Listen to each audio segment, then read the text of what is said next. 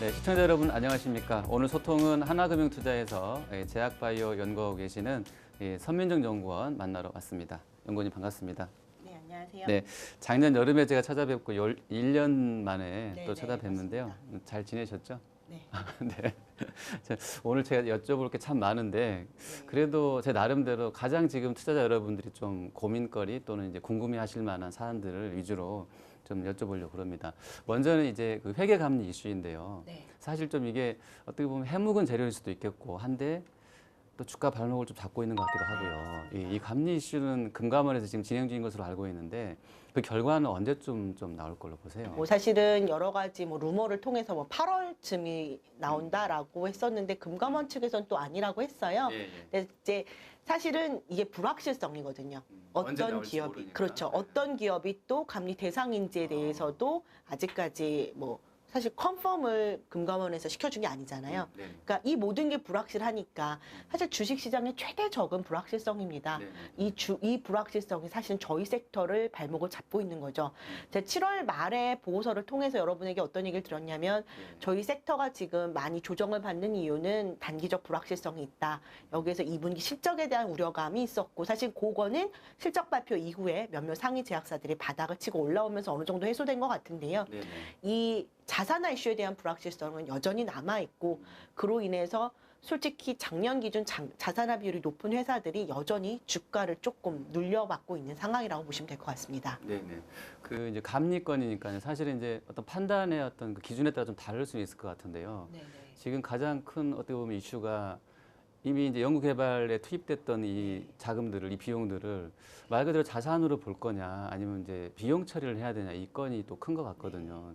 여러 가지 뷰들이 있습니다만 연구원께서는 임상 단계로만 봤을 때 적어도 임상 몇 단계 정도까지 가면 이건 자산으로 봐도 된다, 어떤 이런 기준을 좀 만들 수 있을까요? 사실 그런 명확한 기준이 없기 때문에 이런 문제가 발생한 건데요. 어떻게 보면은 뭐 기존에는 기업 나름대로 알아서 판단해라 라고 해서 사실 기업들이 알아서 그 자산화를 처리하고 비용을 했었고 사실은 거기에 그냥 기업들이 주먹구구로 한 건 아니고 기업 나름대로 우리는 몇 상 이후부터 하겠다. 사실은 자산화 비율이 70% 이상으로 높긴 하지만 셀트리온이 자산화시킨 그 로직은 상당히 명확해요. 우리는 3상 이후 그리고 상용화가 가까운 바이오 시밀러의 경우 그런 예. 것만 이제 자산화로. 예. 근데 사실 근데 그 금액이 셀트리온 입장에서 보시면 그 회사는 시밀러 개발 회사고 그리고 삼상이 사실 돈이 제일 많이 들기 때문에 그 비용이 커서 자산화 비율이 많아 보일 뿐이지 사실 로직은 되게 명확하고요. 오히려 문제가 되는 회사는 뭐 삼상이 아니라 뭐 정말 전임상, 임상 1상 굉장히 얼리 단계부터 자산화를 시켰던 그런 회사들이 사실은 좀 어떻게 보면은 조금 지금 될 수도 있는 그렇죠. 상황이라고. 네. 그럼 이제부터는 좀 종목 얘기를 좀 여쭤볼게요. 그 먼저 면역 항암제 관련 이슈로 제넥신 제가 좀 뽑아봤는데 제넥신의 그 글로벌 동종업체라고 할 수 있는 넥타 테라피틱스가 그 BMS 여보야하고 공동 그 병역요법 인상 관련한 실망감 때문에 단기 한 40% 급락했던 날이 기억납니다. 그 당시에 연구원께서 리포트에서 이게 오해에서 빚어진 참사다라고 표현을 하셨는데 그렇게 보신 근거가 좀 있을까요? 그러니까 여기 넥타가 표현을 스테이지 1, 스테이지 2라고 하는 표현을 써서 그렇고요. 사실은 이게 저도 처음 알았습니다만 뭐 2 스테이지 임상 디자인 방식이더라고요. 그래서 스테이지 1에 일단 환자를 모으고 이 중에서 반응률이 너무 낮은 사람과 너무 높은 사람을 아웃라이어로 보고 배제를 합니다. 그래서 중간 값이 나온 사람들을 대상으로 임상을 추가 더 계속 진행을 하는데 여기 이제 사람 숫자가 모자르니까 추가 더 온 거죠. 그러니까 스테이지 1도 임상 이상이고요. 사실 그게 85%가 나왔거든요. 되게 잘 나온 거예요. 그리고 스테이지 2라고 한 게 그것도 임상 이상인데 이게 시작한 지 얼마 안 된 거죠. 그러니까 그 오랄 프레젠테이션 내용을 보면 아직까지 그러니까 사실 여러분들이 종양 사이즈를 보시려면은 스캔을 여러 번 찍어야 되는 거죠. 그래서 이게 뭐 1주차 스캔, 2주차 스캔, 3주차에서 종양 사이즈가 감소됐다, 이제는 증가됐다, 별 변화 없다 요걸 보는 건데 굉장히 초기 단계라 스캔을 한 번밖에 안 찍은 사람이 전체 임상 환자 중에 20%가 넘었고 아직까지는 데이터가 나오기 초기 단계라는 거죠. 네네. 저는 파이널리 임상 이상의 전반적인 ORR은 스테이지 1에서 나왔던 85%에서 크게 달라지지 않을 거라고 봅니다. 네네. 그러면 저희가 11월 7일 날 SITC라고 하는 아마케에서 요번 결과에 이어서 자, 이게 5월달 데이터라면 네네. 뭐 10월달 데이터, 5, 6개월 뒤에 데이터들이 이제 열 거 아니에요. 분명히 숫자는 높게 나와 있을 거고 넥타의 주가는 반등할 여지는 남아 있고요. 넥타 때문에 빠졌던 제넥신 조정을 받을 수 있기 때문에 물론 올라가겠죠. 네. 제넥신의 뭐 이벤트 끝났다라고 보셔서 뭐 올해 중엔 별일 없을 거라고 생각하시는 분도 있는데 전 넥타의 임상 결과가 제넥신 주가에는 영향을 크게 미치지 않을까 그렇게 생각해 봅니다. 네. 자, 그리고 이제 한미약품도 여쭤볼게요. 네. 그 에페글레나타이드 임상 3상건은 좀 뭐 글로벌하게 진행 중인 것으로 알고 있고요. 최근에는 얀센에 수출했던 그 당뇨 비만 치료제, 네네네. 그건도 지금 약간 좀 임상 결과들이나 네. 진행 상황이 좀 궁금하실 텐데, 그 부분 좀 네. 어떻게 진행되고 있습니까? 그러니까 사실 저희가 4월부터 임상 이상이 들어갔고요. 원래는 그냥 고도 비만 환자들을 대상으로 임상을 했었다가 네. 7월 중순에 어떤 뉴스가 있었냐면 이게 사실 굉장히 긍정적인 뉴스였는데 그날 주가에는 전혀 반영이 안 됐더라고요. 당뇨병성 고도 비만 환자들을 대상으로 한 추가 임상 이상. 그러니까 이게 별도의 임상인 거예요. 적응증을 확대한 거죠. 이렇게까지 한 이유는 어떻게 보면은 기존에 하고 있었던 임상 이상에서 데이터가 나름 긍정적으로 나온 게 아닌가. 라고 그렇죠. 확장되고 있다는 거죠. 네.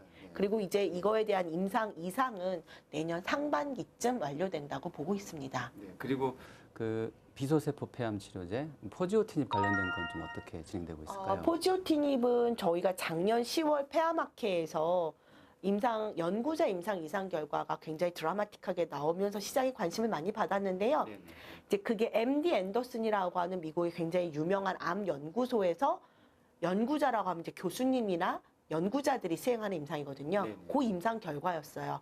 요번 아스코도 그 임상 결과인데 그 내용이 괜찮으니까 스펙트럼사가 자기네들이 이제 스폰하는 상업용 임상을 작년 10월에 시작했고요. 네네.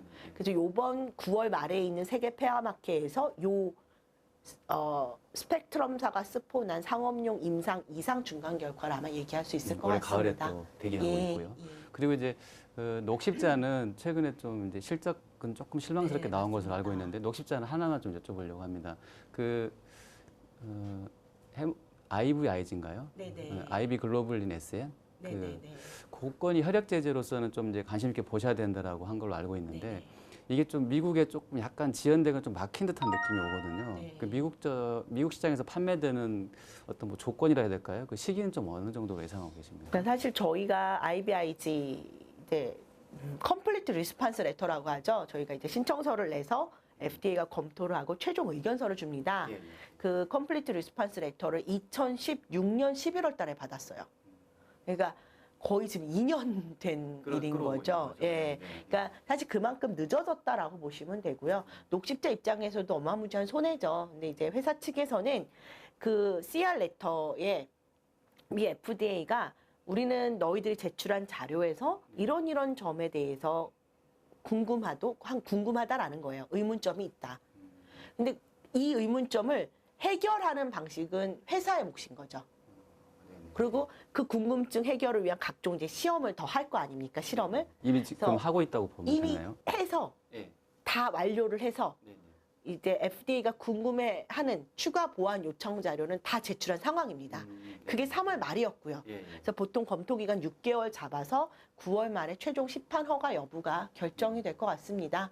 예, 그럼 저는 녹십자도 그러면 이제 한 달 지나면 뭐 네. 좋은 자료가 나올 수도 있겠네요. 네, 그렇죠. 지금 네. 이제 실적 때문에 많이 좀 저희들이 이제 크게 반등을 못 하고는 예. 있는데 9월 달 IVIG 승인되면은 올해 4분기로 바로 물량이 나갈 수 있고요. 이제 올해는 사실은 초기라 100억 정도지만 내년 이후에는 좀 더 기대해 볼 수 있지 않을까 싶고 저희가 IVIG에 대해서는 미국에 대해서 승인을 받게 되면 시판 허가 받게 되면 예. 어느 정도 잘 팔릴 수 있더라고 기대를 하는 거는 이 IVIG가 미국에서는 물량이 굉장히 모자라는 약이고요. 이게 다른 약과는 달리 혈액 제제거든요. 혈액 제제는 혈액이란 소스가 있어야 됩니다. 굉장히 모자라다고 해서 금방금방 늘리는데 한계가 있는 거죠. 예, 그래서 그런 관점에서 좀 녹십자 접근해 보신다면 저는 제약사 중에서는 향후 정말 가장 글로벌리 성장할 수 있는 회사 아닐까. 지금 좀 단기적 관점보다는 좀 롱텀한 관점에서 감히 말씀을 드리면 아들에게 물려줄 만한 회사다 이렇게 좀 보고 싶습니다. 네. 자, 그리고 마지막으로는 이제 하반기 전략을 한번 좀 여쭤볼게요. 네. 조금 사실 올해 상반기 그 중에서도 특히나 이제 1분기 고점 경신하고 나서 좀 밀렸던 종목들이 좀 많거든요. 제약바이오가. 근데 네. 좀 지금 구간에서 많이 힘드실 텐데 하반기 전략 어떻게 좀 구성해야 되는지 하고요. 최선호주도 있으시면 한번 네. 주시죠. 근데 저는 지금 좀 시장이 좀 보수적으로 변했거든요. 지금 시장을 보시면 리스크를 좀 테이킹하지 않으려는 모습들이 많이 보입니다. 네. 그런 관점에서 저는 하반기에 당연히 센티멘탈은 돌아올 겁니다. 근데 제가 말씀드린 센티멘탈의 회복은 작년 11월처럼 다 같이 가즈아가 아니라 정말 선별적으로. 그리고 저는 가급적 지금 보수적인 투자 방식을 권해드리고 싶고요. 그 관점에서 상위 제약사, 사실 얘는 이 종목들은 또 R&D 자산화 이슈에서도 굉장히 좀 자유롭거든요. 상위 제약사라든지 좀 시총이 큰 무거운 종목 위주로 가셨으면 좋겠고요. 그 관점에서 좀 세 가지 카테고리로 나누어서 좀 종목을 추천을 드리면 하반기 확실한 모멘텀이 있는 회사들, 그러면서도 좀 주가는 안정적 흐름을 보이는 회사로는 아까 말씀드린 9월 IVIG 승인되는 녹십자하고 좀 실적은 이제 바닥을 지나서 이제 업사이드에 있는데 하반기에 R&D 모멘텀이 있는 유한양행 이렇게 좀 말씀을 드리고 싶고요. R&D 회사로서는 사실 저희 섹터의 센티멘탈이 무너지면 가장 많이 조정받는 거는 결국 신약개발 회사거든요. 이 회사 자체는 변한 게 없지만 주가가 너무 많이 빠졌죠.